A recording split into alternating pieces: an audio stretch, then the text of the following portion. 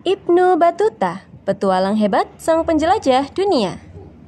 Nama asli Ibnu Battuta adalah Muhammad bin Abdullah Muhammad bin Abdullah Al-Lawati At-Tanji bin Battuta.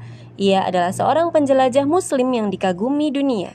Ibnu Battuta lahir pada tahun 1304 Masehi di Tangier, sebuah kota di Maroko dekat Selat Gibraltar.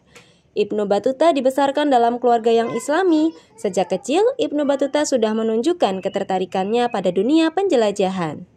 Ibnu Battuta sangat ingin menjelajah ke seluruh tempat di dunia karena ingin mengetahui luasnya dunia ciptaan Allah. Hingga pada 1325 Masehi di usia 21 tahun, Ibnu Battuta meninggalkan kampung halaman dan mulai menjelajah.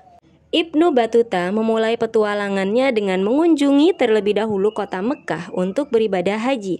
Ia melalui teriknya daratan berpasir di Afrika Utara. Ibnu Battuta melewati Aljazair, Tunisia, Tripoli, Alexandria, Kairo, dan Yerusalem. Ia sempat juga singgah di Damaskus dan Madinah. Ibnu Battuta selalu mengamati tempat-tempat bersejarah. Paros Lighthouse di Alexandria yang merupakan gedung pencakar langit dengan ketinggian 104 meter, salah satu keajaiban dunia kala itu, juga sempat dikunjunginya. Setelah menunaikan ibadah haji, Ibnu Battuta tidak langsung pulang. Ia memutuskan tinggal di Mekah dan melanjutkan pendidikan. Pada tahun 1326 Masehi, Ibnu Battuta melanjutkan petualangannya ke Irak dan Iran, Persia.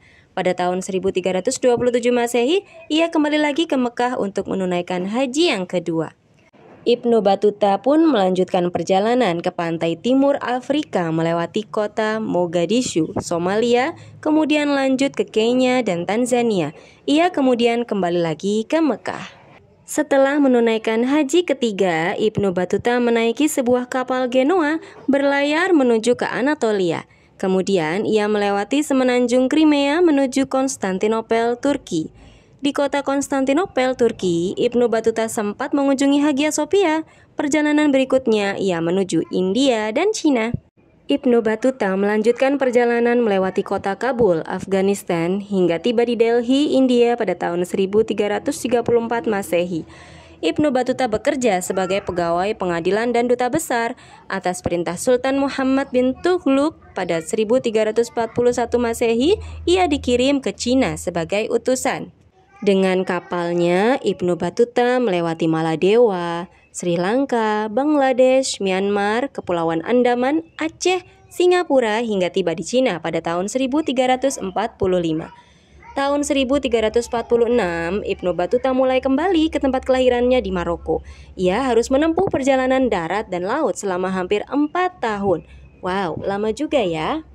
Dalam perjalanannya, Ibnu Battuta melewati Timur Tengah yang sedang dilanda wabah Black Death. Ibnu Battuta selamat dari wabah dan tiba di Maroko tahun 1349 Masehi. Ia mendapati ternyata orang tuanya telah meninggal dunia terlebih dahulu. Ibnu Battuta akhirnya tinggal untuk beberapa waktu. Ia memanfaatkan kesempatan bertemu dengan sanak kerabat. Ibnu Battuta kemudian melakukan perjalanan terakhirnya. Ia menuju Spanyol, kemudian melewati gurun Sahara menuju kota Timbuktu, wilayah Kekaisaran Mali. Sebelum ke Cina, Ibnu Battuta sempat berkunjung ke Indonesia, tepatnya di Kesultanan Samudra Pasai pada tahun 1345 Masehi. Bahkan, ia juga mampir kembali sepulangnya dari Cina. Ibnu Battuta menceritakan kesalehan Sultan dan keindahan Samudra Pasai. Perjalanannya ini memberikan sumbangsih tentang gambaran geografis Indonesia pada waktu itu. Dalam perjalanannya, Ibnu Battuta menulis beberapa catatan pertemuannya dengan para raja yang memiliki kelebihan istimewa. Catatan Ibnu Battuta tentang para raja antara lain adalah Raja Irak yang berbudi baik, Raja Hindustan yang sangat ramah, Raja Yaman yang berakhlak mulia, Raja Turki yang gagah perkasa, Raja Romawi yang pemaaf, dan Raja Samudra Pasai Malik Az-Zahir yang berilmu pengetahuan luas. Ibnu Battuta kembali ke kampung halamannya pada tahun 1354 Masehi dan menetap di kota Fez, Maroko.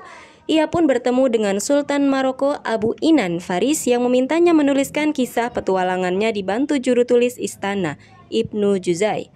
Karya tulis tersebut berjudul Tuhfah An-Nuzar fi Gharaib Al-Amsar wa Ajaib Al-Asfar. yang lebih dikenal dengan Ar-Rihlah. Karya itu menggambarkan peradaban manusia pada wilayah yang dilaluinya waktu itu. Buku Ar-Rihlah diterjemahkan dalam bahasa Prancis, Inggris, dan Jerman.